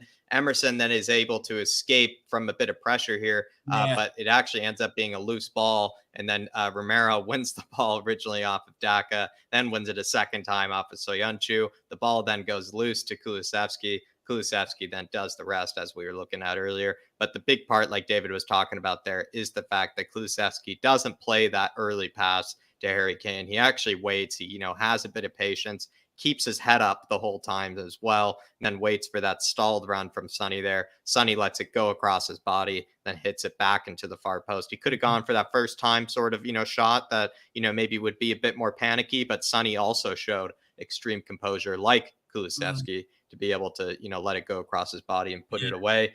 Another thing I kind of want to say just quickly, Dave, is another kind of good opportunity was actually made here, where I saw that we had 4 separate players in the box that were also maybe not all the regulars. You see Kulusevski is actually outside the box. Sessegnon is in the box here. Sonny's in the box. It actually leads to Sonny, having a nice header, just couldn't get enough power on it. Harry Kane here, Emerson here. So I just thought this was also kind of connecting to the whole teamwork, sort of element, where it's good to see that we have 4 separate players in the box. It's the kind of thing you like to see, because when we are going forward, you want to see this sort of kind of drive and this sort of pressure. So, Leicester will actually be, a bit worried when they see these many players in the box. So I don't know. It just connects to the whole theme of, seeing, these many players putting themselves forward, again, about 4 players in the box, nearly as well. So having this many players making runs, either unselfishly, in the case of Harry Kane, made a bit of an unselfish run, or in the case of other players, just getting in the box in case, this ball ends up going to Emerson or goes to Kane. It's just, I don't know, Dave. It's just good to see from the boys, I must say. No, it is. And you see it in the previous image of where Kulu's about to play that ball in. You see Sessing also occupying the other fullback, which is what Reguilon was doing, which is what we called for, which is what he wasn't doing the last two games, Jack. And again, it goes back to what I'm saying. The difference between the last two games and this game is purely down to moving the ball quicker, hunger, desire, and the wanting of the 3 points more than the opposition. Whereas the last games, the running off the ball, on the ball, it was just all too slow. This one, we were at it. Even off the ball, we were at it. People making their runs, even though they're not going to receive the ball, at it. It wasn't happening the last two games. It's happening this game. And it's got to be, you've got to keep doing it on a more consistent basis. Big up, Bobby K. Good to see you, Bobby K. Vince Vega's in the house as well. Good to see you, Vince Vega. Two members of the Harris Army, as well as Chris. Good to see you, Chris, as well. Big up, Chris Boy. And Junior Bingham says, Carter Vickers, do you think he can do a job? No, he's like, what, 24, 23, 24 now? Nah, look, we're selling him in the summer. 10 million, my man. No, we don't want Carter Vickers. Moving on to Sonny's 79th minute, absolute worldy. I don't even know, Dave. Like, you can't even really take still images of it. You just might as well just try to replicate it, on the tactics board, with it. It actually ends up starting as actually a throw-in, Dave. And maybe the part that people don't realize is Sonny, it's actually really almost all Sonny's goal, to be fair, because he actually gets this nice flick-on header here from Harry Kane. But he receives a bit of pressure. I believe it was from Daniel Amarte as well as Tielemans. Dinks it over the head of Tielemans, takes two extra touches, then kind of swings it or, kind of was able to do a switch of play, to the likes of Emerson, who's making, kind of a run across field. Then Emerson, took, I think, an initially kind of poor and slow touch, finds Decky. Decky then is able to play it into Sonny. Sonny's just like, why not? Let's just go for a left-footed worldie. And it actually works out. But Dave really actually starts much further back. Sonny actually leads the whole, build-up play in this one, which I think also maybe adds to the whole goal in general. It's not like, all the build-up play was done for him here. He actually did a lot of the legwork and even getting us to this position on the pitch. Yeah, and look, because of the caliber of the goal, people won't realize, what he done actually to create this, open up the space by dinking it over the player and, getting off his pass. Unbelievable. But Jack, what you won't see here on the tactic board is when he's in that space, before he gets the ball, he's constantly looking. Go back and watch the goal. I encourage people. Watch how many times his head is swiveling to see that he has that space around him. Make sure it's not being closed. And when the ball comes to him, what I love, Jack, is, right, he takes a touch with his left foot. Then Tielemans is about to come out and close him down, I believe. And he takes a little touch with his right foot just to kind of take it away from him. Yeah. And then hits it with the left into the top corner. And the fact that he uses both feet in the goal, the little touch with the right foot after, just to take it away from Tielemans, to be able to create the angle, to get the strike. Everything is absolutely superb and world class. And Sonny came out in the interview after and he was just saying, look, to be fair, people might it could be a bit of luck, but these are shots I practiced all the time as a kid, left foot, right foot outside the box. And, it's paid off in practice. For all them kids out there, it just goes to show practice, practice, practice, and it will pay off. Practice makes perfect. But yeah, it was an unbelievable technical goal from Sonny. And I don't think he'll get enough plaudits that, And for all them Sun fans out there that give me stick, right? Go to any other people that claim to be a bigger fan than Son of me and see if they go into as much detail about that goal as I did and give them as much praise about the technical ability of that goal as I did. And then don't ever come back to me and tell me I don't like Sonny. The other thing as well, Dave, that I think would be said is, let's say someone else just scores from this sort of chance. You really would look back at it and you would still give a lot of credit to Son to getting us in that position in the first place. Like we said, because of course he finishes it off and we're all like, oohing and ahhing over the shot. But like we said in the beginning, it's like for him even to get us up the pitch that quickly and that efficiently in the way that he did is probably something we would still give him immense credit for if it didn't even turn out for him to score that. Let's say, just Harry Kane ended up putting in a tap in. I think we still would have said, like, look at all that, legwork that Son did, to get us over to that area of the pitch as well. So it really is just a spectacular goal. And in a lot of ways, apart from the strike, you would say. But guess moving on to the part we probably don't want to talk about, Dave. Just quickly, just want to big up MS as well. Big yourself up. Good to see you in. It has been a long time. Where have you been? I hope you're keeping well. And we've got Pram says, loving the animations. Big up, my man. I appreciate that. Really appreciate that, Pram, and good to see you, MS, as well. But Dave, the Iheanacho goal, I guess, I don't know. We'll just try to get through it here. Starts with Sumare, plays the pass into, no, I believe that's Mendy, actually. Mendy plays the pass into the likes of Iheanacho here. Iheanacho found a bit of space. You know, there's nothing really to, you know, be mad about here. Harry Winks, we all know, does not do very well in this opportunity. Gets absolutely done in the next one. The big maybe problem here is that you could maybe say, I really don't know if you could put Højbjerg in this, because like it goes to Winks' side. Højbjerg starts here. Side, yeah, it's on Winks' side. But like you look at this situation, there are 4 players that really, maybe 3, that are responsible. You look at Eric Dyer in this situation, you look at Steven Bergwijn, and you look at Harry Winks. We all know you can't trust Harry Winks to do anything. So maybe we could have trusted Bergwijn to perhaps put in a bit more effort. But I don't know, Dave. I know Tabottom Duda said that Bergwijn could have done a bit better here. I know I agree entirely with Tabottom Duda. But I actually think a huge part of it actually had to do with Eric Dyer again, showing that tendency of turning his back. And you look at some of these images from this shot, Ben Davies and him looking like, I don't know, Dave, it's like they're going to get splashed with water or something, and it's cold outside, Dave. I'm not so sure. You know, it's like, it's like, I don't know, Dave, you know, sometimes I was that kid, you know, where someone would throw that water balloon at you and you're like, it's only like 60 degrees. You know, I don't really want to be wet. It's not really, you know, it's a bit cold outside. It's kind of like, Dave, you know, like 2 cats, you know, not trying to get wet, you know, in this situation. So I don't really know, Dave. It really is a bit shocking. You even look at Larissa's viewpoint here. Look at Larissa's angle. I mean, these are 2 huge men here, Dave. They could just stand toe to toe, and this wouldn't be even an angle at all. There would be no, you know, hole to shoot this through. Yeah, there'd be nothing there. But the way that they turn, like, I don't know, Dave. Like I said, yeah, like 2 cats that are about to have water dunked on them. It's really just quite shocking. It's disgraceful. Can we just go back? Yeah, like I said, maybe going back, it's not really as much. Winks does horrible. It starts with Winks. Bergwijn could do a bit better too, but I actually think it ultimately ends with it's a team. How do you say, earlier with the second goal was a team goal? This was like a team version of conceding a goal, where it's just Winks, Bergwijn, and Dyer and Davies. It's all a combination of all 3 of them, or all 4 of them. 100%. No, I'm going to come on to Dyer in a minute, because we got punished against Brighton for him doing the exact same thing. But if we just go back to Harry Winks, to the first image and then the second image, I want you to kind of just go back to the first one, and then if you can, go in between them very quickly, and just, how does the idiot end this side and then the other side? How does that happen, Jack? You know, like, Jesus Christ. I mean, it's just unbelievable. If you go back, all he has to do here is run alongside him and show him outside, show him to the pass outside, and then let Session go and deal with it. And then he gets spun. But then he turns like he's on a roundabout as well. It's just unbelievable. And look, I'm sick of this guy. I'm absolutely sick of it. That he should not be turned there. Show a bit of muscle, show a bit of heart, show a bit of fight, and bloody tackle him or take him down. Not let him twist you inside out. It's embarrassing.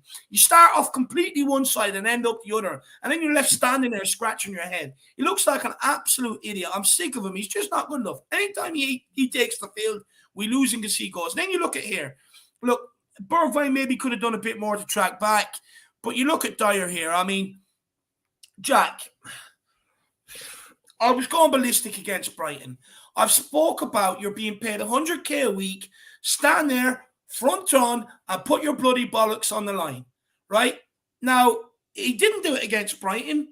He got dummied, and they went up and got a winner and took a point off us. Now, we take that point. It puts us within 1 point of Arsenal and puts more pressure on them.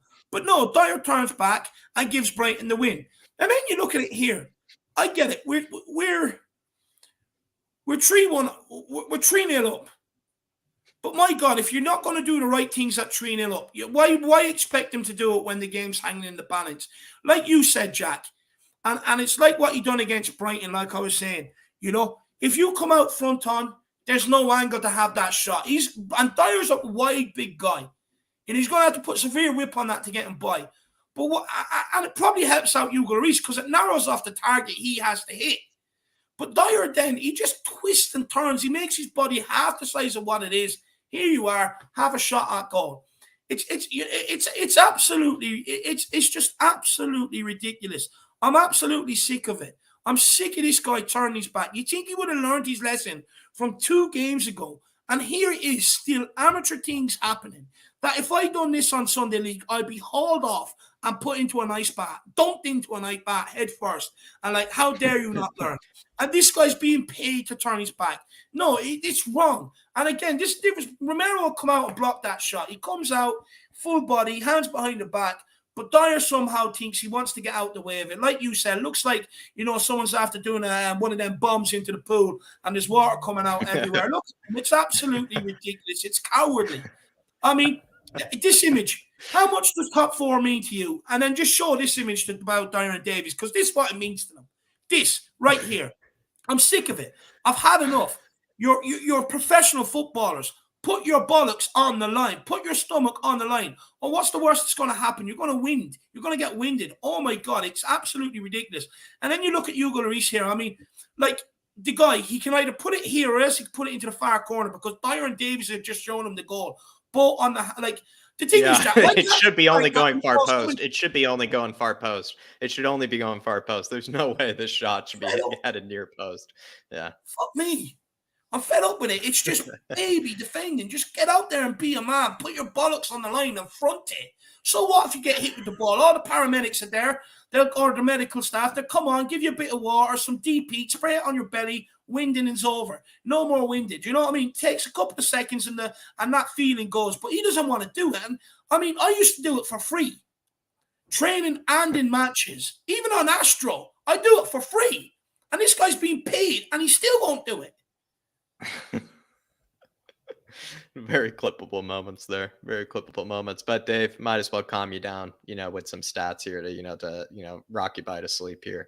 But there you are, everybody. While we're kind of wrapping up with the stats, do everybody throw in your comments for, maybe what you thought of maybe the tactical breakdown here. We just went through all the goals, went through maybe some of the warning signs, went through maybe some of the, things we need to look out for Liverpool, spoke about some great things with Romero, spoke about some great things with Sonny too, but we're going to end off with the stats here. Sessegnon against Leicester City, in terms of crosses, Dave, 3rd in the entire squad in terms of crosses that game, 3rd in terms of shot creating actions, 4th in terms of progressive carries, 4th in terms of passes completed under pressure, 5th in terms of successful pressures, and then 4th in terms of tackles and interceptions. His successful pressures, it's nice to see that he was, doing decently defensively. In terms of progressive carries, it's good that he has 5. I think that's the least we expect, but it is good that he's up there in terms of the progressive carries. Shot creating actions in the crosses, not very many, but I don't know. I don't really want to criticize, to be fair. If you compare it over to Emerson, we're using the same sort of stats here, except Emerson did somehow have a part to play in a goal, and I think that was Kulusevski's pass to Son. I guess it was the fact that he passed it to Kulusevski, who then passed it to Son, maybe means that he took a part in that goal. But they had the same number of shot creating actions. They also had actually Emerson, Dave, on the day had the most progressive carries, in terms of carrying the ball forwards. Yeah, he actually had the most. What is it? Sessegnon had 5, where Emerson had 8 progressive carries. Progressive passes forward, he had the same amount, I believe, as the likes of Sessegnon. Actually, no, he didn't. I think Sessegnon did not have nearly as many progressive passes, which is why I actually didn't include it. Tackles and interceptions, only had 3 on the day. Successful pressures, only had 1 as well. So, in fact, I think they had equally good performances, Dave. But if you were to throw maybe some stats in there as well, maybe you could make the argument Emerson maybe had a better game than Emerson. I mean, it's not an argument. I mean, you go back to how many attacks we had down our right-hand side compared to our left-hand side. Yeah, that tells you everything you need to know. Emerson was better. But look, Jack, what I will say is you look at Emerson and Reguilon's stats. Now, you take yourself back to Brentford and Brighton. Not one attempted dribble, not one attempted take on of their man, not one ball carried between them. And now you look at them here. And again, it comes back to what I'm saying. It doesn't come back to contest tactics. It doesn't come back to formation. It doesn't come back to anything but the players' desire and the hunger. And it's no coincidence that they try this when we're not in top 4 again. But when we were in top 4, they all went static like fucking Nuno. Romero players dribble past, Dave, actually had the most. There weren't that many players dribble past on the day. Romero actually had the most with I 2. remember one of them, Jack. I remember one of them, Yeah, one right? of them was at the On top the of the edge of the box. box. Oh, Yeah, Jack, it was beautiful. You know exactly. And it was left foot, right yeah, foot no, gone. It was yeah. unbelievable. It's one you used to do as a kid, probably. I imagine, Dave. The fact that Romero is still doing it at this stage is ridiculous. Progressive carries had 6, and in fact, that's also a really good sign that Romero is carrying the ball forward. So it actually really did show, Dave, that right hand side was a lot more effective with Romero and Emerson carrying the ball. Plenty. Switches of play, he had the second most with 2 passes made under pressure. He actually had the third most with 8. Successful pressures had the second most with 7, and then tackles and interceptions, not a big surprise, had the most on the day with 8 tackles and interceptions combined. Romero, Dave, you can actually see some of the creative elements coming through here with the players dribble pass, the progressive carries, the switches of play, the passes made under pressure, but of course as well, the combination of the getting stuck in with the successful pressures and the tackles and interceptions. Yeah, look, he was just unbelievable on the day, whether it was on the ball, off the ball, defending or going forward. I mean, at one stage he was even defending up in our right hand, up when we were up in there, up, up out the right hand side, up in their box. It was unbelievable. I mean, look, the stats say everything about this guy, and I'm glad we highlighted there. Look, like I said, there were so many more images we could have pulled of this guy on the ball, defending. I mean, he was just unbelievable. It was an absolute masterclass, and without him, the result would have been different on the day. Yeah. People call I us mean, look at KNFC, but it's not true, look at all the match day stats. Yeah, look at all the match day stats he was leading in when you really look at it. Sonny, most goal contributions, and in fact had 3, had the assist, for Harry Kane's header. The third most pressures. Sonny was also working extremely hard on the day. Had the third most pressures, made in the entire squad. Progressive carries, not as many as you probably would have liked, but that probably just had to do with him being more that ruthless striker that maybe we've become more used to. Players dribble past, only had 1, but there weren't really any players that had that many players dribble past. It was really just him and Romero. Key passes, though, he actually had the most. And a key pass, everybody, is a pass that directly leads to a shot on goal. So he actually had the most in that fact, where he had 4 key passes, and then shot creating actions he also had the most as well. So not only, Dave, did he put away his chances in an extraordinary fashion like we know he can, but he was working really hard with the pressures. He was being very creative like we know he can with the key passes and the shot creating actions. So there are other elements of the game maybe that are being brought through here with the stats about Sonny, because we know he had an exceptional game, but maybe there are other elements that are coming through here with maybe the creativity and maybe the hard work off the ball. Yeah, no, Son worked incredibly hard during the game, whether it was off the ball or on the ball. He was always trying to make something happen, put pressure on Leicester. And, look, he got his rewards at the end of the day. Jack came out with two absolutely beautiful goals in their own right, and 1 assist, He really stepped up. But it's not new. I mean, I'll give the guy credit. Although not a lot of what he tried against Brentford came off, but he was still working hard. And it's a feature of Sonny. You keep working hard, the right things will happen. Yeah. And I think, that's really well said, Dave. Or I think he was doing, or at least trying, just as hard in the Brentford game. Maybe it's just, the shooting boots weren't on as well. Also, the rest of the team wasn't playing as well, too. You have to be fair to him. But this day, he worked just as hard, but actually got the rewards that he rightfully deserved, Dave. Like you said, I think that was well put. Moving on to Højbjerg. Højbjerg also had an exceptional game. I mean, look at the rankings that he had with some of these stats. Tackles, interceptions had the second most on the day with 7. Successful pressure, second most with 7. Shot creating actions, he actually had the second most shot creating actions with 2. Progressive passes, had the most passes forward of 10 yards or more towards the opposition goal with 8. So again, people trying to say that Højbjerg can't pass. Passes into the penalty area the most in the entire day with 3. And he actually, which isn't a surprise at all, had the most pressures in the squad. So when you really look at these stats here, Dave, it's like if you were to leave Højbjerg out of the squad, this is what you'd be losing. Look, Jack, we've made the argument time and time again. People used to say he can't pass a football.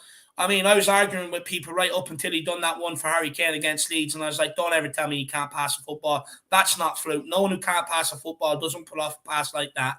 And since then, Jack, we've just seen examples of time and time again. You go back to Brentford Brighton, the 4 best chances we created over them 4-2 games. was Højbjerg at the centre of them. And Jack, what I've noticed is now, especially coming towards the end of the season, he's more of a box-to-box midfielder than what he is more of a holding midfielder. I think he's actually transitioned a little. You're seeing him now linking up going forward. You're seeing him getting forward a bit more. I think he's slowly turning into a box-to-box midfielder. But Jack, look, we spoke about it time and time again. You know, when he was in midfield with Winks, Højbjerg was putting on the pressure, Winks wasn't, and people were like, look, the state of Højbjerg, look, he's all over the place. It's like, no, he's just doing the things he always does. That comes naturally. It's the other guy that's making him look like all over the place. You know what I mean? And then once you see Bentancur come in and Højbjerg presses and Bentancur presses, then you see what we're talking about. We're like, that's what we're saying. That's what we've been saying Harry Winks should be doing. Yeah. You know, and now the midfield's not a nice place to come. And from minute 1 to minute 90, and I said this, Jack, you know, we spoke about this yesterday, that for me, he set the tone, he set the standard, he done everything right from first minute to last, and he gave other players confidence around him. You know, that period of where we were under a bit of pressure, it was him getting in there, winning the ball back, but not only winning the ball back, looking to make things happen. Maybe 1 or 2 better touches on the day, Jack, he has a goal. Yeah, I agree, actually. What's funny is that Højbjerg did everything right in the moments that were a lot harder, actually, on the day. The moments that it would have been a bit easier for him, he actually kind of messed up, you know, and could have probably done himself a bit better, because he actually had an exceptional game. It's just that maybe had he had a better touch or a better pass, and, you know, 2 crucial moments, would have actually had an assist or a goal, you know, and I think then we'd be talking about him as potentially, you know, one of the man of the matches alongside Romero, to be fair. But I think, you know, still an exceptional performance from Pierre, and plenty of us are not surprised. Passes into the final third for Bentancur, had the 3rd most on the day with 2. Shot creating actions had the 2nd most, or with 2. Progressive passes, not very many on the day, actually, with only 1 progressive pass of 10 yards or more forward. I don't really know what to say about that. I think that has a bit to do with Bentancur, and potentially a bit to do with maybe sort of the role that he plays versus the one Højbjerg plays. Maybe Højbjerg gets more opportunities to play maybe more forward passes than Bentancur does, but I don't know. I don't really know how to explain it. Tackles and interceptions, he had the 3rd most with 5. Successful pressures, the most with 8, and that's a great stat to see. And he also had the 2nd most pressures on the day. So he and Højbjerg had the 2nd most, or had the 1st and 2nd most pressures, and they think then Sonny was the 3rd most. So it's good to see that midfield working hard, even when it's not having the best of game in the case of Bentancur. I thought, Dave, I think we gave him a 7, you know, from the stats with or from the player ratings game of a 7. So I think these stats sort of reflect that, actually. They reflect a 7. Yeah, just quick shout out to the sis and the niece. I know she's watching, and I know she wants a shout out, so I hope all is good, but big yourselves up. Yeah, look, Jack, when it comes to Bentancur, look, for me, he works incredibly hard. Look, I have no problem someone passing the ball 5-10 yards, as long as they'll work hard in midfield and offer me something else, which is getting around, tackling, getting stuck in. And this guy done it. You know, at the end of the day, look, since this guy's come in, we've seen he can spray a ball 50, 60 yards if he needs to. He can retain possession when he needs to. But not only that, he can win the ball back as well. He's a perfect partnership with Højbjerg in there, developing a nice one. I would like to see more from Bentancur in terms of his progressive passes, like we were seeing when he first came in, the impact he had when he first came in. It seems to me now lately that he may be settling in a little bit too soon. I would still want to, you know, that he's getting too comfortable. I want to see him still have a point to prove and get them passes forward, because if he plays some more progressive passes that we know he can play, we blow Leicester out of it 5-6. Yeah, absolutely, Dave. Kulusevski, 2 goal-creating actions, the most, in fact, on the day. The most shot-creating actions as well. Progressive carries, not too many, but 3 is still plenty. Players dribble past, actually tied for the most on the day with 2. Key passes had the 2nd most behind Sonny with 2. And then passes into the penalty area, tied with Højbjerg with the most with 3. Only really had about, 35 minutes of football, you know, to play, and, you know, still ended up getting very high up in some of these stats, which is just speaks to Kulu's brilliance, I must say. Yeah, look, I mean, Jack, we've asked for impact from our substitutions for how long now? That's what he gave. I mean, and this guy shows you exactly what you should be getting from the bench. You know, someone that's coming on looking to have an impact, you know, and affect the game. Yeah, he just came on. He was direct. I mean, there was one before he got his assist to the goal. I think he bet like 4 or 5 players and just slipped at the most crucial moment. you know, and then again gets the ball. You look. There was one moment where the ball came to him along the sidelines. It looked like Thomas was ready to come careering in. Thinks the ball up, puts it by him, and then sprays a 30, 40-yard pass to Højbjerg. You know, absolutely unbelievable. And this is what we need from players. Look, like, don't get me wrong. You get some progressive carries from Lucas and stuff like that, but it's what you do after you've dribbled past the player or carried the ball. You know, can you play it to people in better options? Can you create a shot for yourself? There's no point in beating 4 players and running down a blind alley and having to turn backwards. It's what you do once you beat the player, and that's what separates a world-class player from an average player, is the decision making at the end of the day. Anyone in professional football right now should be able to skin a player, but the difference is the decision making. And you see that with the key passes, shot creating actions, goal creating actions, passes into the penalty area. Once he does his progressive carries and dribble passes, he has an effect on the game. And that's what you want from your 4 players. Not someone that beats 6 players and then fucking, you know, loses the ball and then see him careering back after and we praise him because he's working hard. That's just nonsense. If he didn't lose the ball in the first place, he wouldn't have to work that hard. It's simple logic. Kane, who I think I gave a 7, you gave an 8 to, but we just knew, you know, wasn't the best of the front 3. Still actually had some good stats, you know, on the day. Second most progressive carries, you know, which again is actually quite a surprise, you know, because, you know, he is actually the striker. And so with that many progressive carries, you know, which is, you know, actually pretty fair metric, probably is actually a bit of a surprise. I don't think he actually gets that many per game usually. So definitely a bit of an outlier stat showing that Kane maybe was linking up play a bit better than maybe people probably would have liked to think. Shot creating actions, third, only 1, but, you know, still tied for third, I guess, in that regard. Passes made under pressure shows again to the link up play that I was talking about, with the most passes made under pressure under the day. Progressive passes, not too many, only 1. And then progressive passes received, 14, which shows that he was used as that target man for Spurs on the day. And then shots. Yesterday, Jack. So I said to you in the player ratings, lad, you didn't believe me. Shots took the most as well with 4. Yeah, Dave, I guess you want to talk about that. You know, he's used more as a target man on the day. No, it's just when I said it yesterday, you know, I knew when I said it, I was like, you know, he doesn't believe me, or most other people don't believe me. They think I'm just making an excuse for him. But he did. It just goes to show he did hold up the ball an awful lot, and he was used as an out man a lot of the times. And when you're used as an out man, you have your back to goal and you're holding up the ball.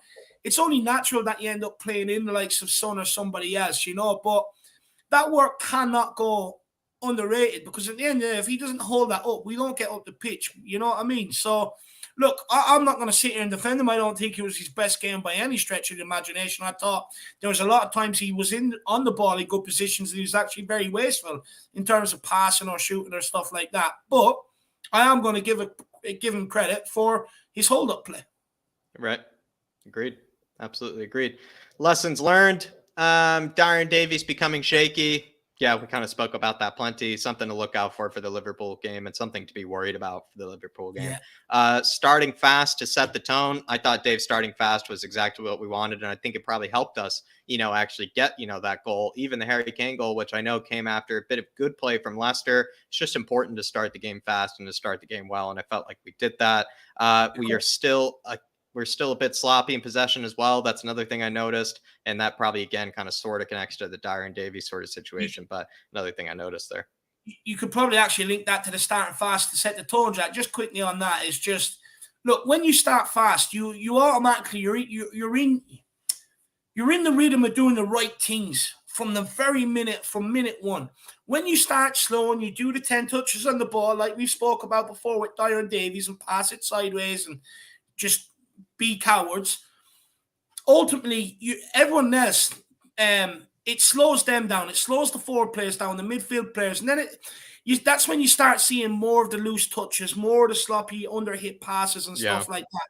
And when you start fast, that does not happen, nowhere near as much. Yeah. I thought we were still a bit sloppy, though, an occasion in possession as well. And I think it's just, again, something that we are seeing a tiny bit of a trend of that, the past few games. Romero, I think we just said, it's not just the defending. It's not just him getting stuck in. He's easily our best center back in possession. He's probably our most creative center back as well when it comes to creating chances from that back line. And it isn't just the defending. It's plenty of other things as well that he brings to the game that we spoke about. Leicester's defense, perhaps a bit too easy. I think, the fact they gave us that, goal from a set piece, not a big surprise there. And their defense certainly is one of the easier ones in the Premier League. So maybe I think we still had a good game on the day, but right, always take that into consideration that Leicester's defense certainly didn't make things too difficult for us either. When outside the box, Dave, shoot! Because I think Sonny definitely showed that. I've asked Højbjerg to do it on several occasions as well. I want to see Højbjerg take more cracks at goal. I think Kane does when he gets the chance. I think Harry Kane is someone that likes to crack, from distance. But we do want to see that more. Maybe from players like Son and Højbjerg, I would point out in particular. Son and Højbjerg both are capable of having a screamer from distance. So let's see that from them a bit more often. Well, do you know what, Jack? That last one's very important. You go back and look at the 2-2 that Southampton got against Brighton. Both goals came from Ward-Prowse outside the box. And that's the difference between getting something against them teams and not. Moving the ball quickly and having pops from outside the box if they're going to sit low block. And, we just didn't do that against Brighton or Brentford. No one really wanted to crack it from outside the box. So, sorry, Jack, take over. I got something caught. No, that's all right, Dave. That's all right. Yeah, I think when outside the box, everybody, it's pretty much just that opportunity for us to, maybe get something going for this team. And probably as well, it just allows us to maybe, threaten that back line a bit, especially when they're doing a low block, like someone put in the comments, gives us, a chance to really show that, we can actually hurt them from outside the box, which would force them to step up, a bit more, which makes our lives a bit easier. If we never take any shots from distance, they'll just continue to sit in that really, really deep shape and we'll continue to be frustrated. So it is actually necessary for us to take shots from distance, even when it isn't maybe the best time to do so, or even when it, maybe isn't, the best opportunity. I feel like it still just, shows a bit of threat that's definitely very necessary. No, 100%. Couldn't agree more, lad. Absolutely spot on there. Absolutely spot on. But look, Jack, where can people find you? Over on flatcapeurotalk, we have Champions League watch along tomorrow. Today as well, I did the Pedro Porro scout report, so check out that one as well. There are also a few things coming up on the channel for scout reports. I'm doing a Charles de Catalera coming out very soon. I believe in Brereton Diaz, talking about strikers. But one of the last right wing backs that I think we'll cover until maybe the summer window comes up, Pedro Porro, someone a lot of people have been talking about. So check out that scout report and then join us for the watch along tomorrow. David will be there for the watch along, hopefully in good health. And we'll have Nick as well, potentially in the watch along. But yeah, everybody, watch along, scout reports, Flat Cap Bureau Talk, please. Yeah, big up, everybody. Jack, if you just end this, I can't talk without going to cough, my man. I don't know what's going on. You just end this off. Everybody, really, really, really generous from so many of you today. I mean, so many really, really huge donations. I mean, start off with Brian C., Dermot, as well as I believe TJ Naj, I forget the name, but as well, really, really generous as well from you. Plenty of other people at the bottom. Duda, of course, plenty of people with the super chats today. Incredibly generous. Adrian Chia was in here too. Go Getta, Sue Smith, so many of the regulars, or Entaj, that's right, Entaj. Thank you so much for the donations. Thank you so much for supporting the channel. Thank you so much for tuning in for these tactical breakdowns. Seems like people are really enjoying it. Do let us know if you think there's something that could be improved about it. We definitely are going to be improving it significantly for next season. But maybe there's some things we can tweak, towards the end of this season. As always, everybody, do hit that like button on your way out. We do have a super chat here as well from Faz Bradford saying, how many first team players do we really have? My answer, Faz, probably 5 or 6 when you really look at it. Romero, Lloris, none of the wingbacks. You could probably throw in Romero and Bentancur, or Bentancur and Højbjerg. Potentially, you could throw them in there. And then the front three. So when you really look at it, if you actually were to throw out maybe Højbjerg or Bentancur, you could actually say it's only about 5 players that are really like truly first team quality for what you're really looking for, Faz. That's my answer, my man. There you are, Faz. Yeah, I think I swallowed a fly. It's stuck in the back of my jaw. But I reckon I reckon we have about 6 or 7 players that you can probably use going forward that you can rely on, my man. But yeah, that's what I would go with. A big up There you go, Faz. Look, Faz. definitely big improvements in the 11 that we need, and just Bobby K and that show you're on there with the kids. Yeah, everybody check that out as well. The Three Spurs boys just gave a bit of a tactical breakdown on some kind of terminology that maybe I use all the time, and maybe some people, just might not actually know. Sometimes, Dave, a lot of things in life, you want to raise your hand, but maybe you're too scared to because you just don't want to admit that you don't know something. So over on the Three Spurs boys, we kind of just went down over a lot of tactical terminology. Do check them out as well. Do join us for the watch along tomorrow, because I'm not sure we're doing very much on the channel for tomorrow. We're actually doing a lot of stuff on the Flat Cap Euro Talk. So please, everybody, do head on over there. Join us for the watch along. There might even be a discussion I'll do with Darius tomorrow too as well. Plenty of stuff heading on over there. So if you do want to see more of David and I, do join us over on that channel. As always, everybody, really do appreciate support. Really do appreciate all the donations to the channel. You don't know how much it really does help David and I keep going. It allows us to be able to keep producing this content almost daily for you guys as well. It allows us to, put in a lot of hours into different types of content. It's not just talk shows. It's plenty of other things as well that puts in a lot of hard work, like you've just seen today. So we really do rely on those sort of kind of donations and things like that. It really does help the channel as well. Maybe grab a membership if you do really like this sort of content and you do want to support the channel. But as always, everybody, top chat, really top vibes, really top support. As always, we're so grateful for you guys and so indebted to you guys. But I think we'll just wrap it up here and, let you guys watch the Champions League. A big come on, you Spurs, and in Conte we trust. Come on, you Spurs. In Conte we trust.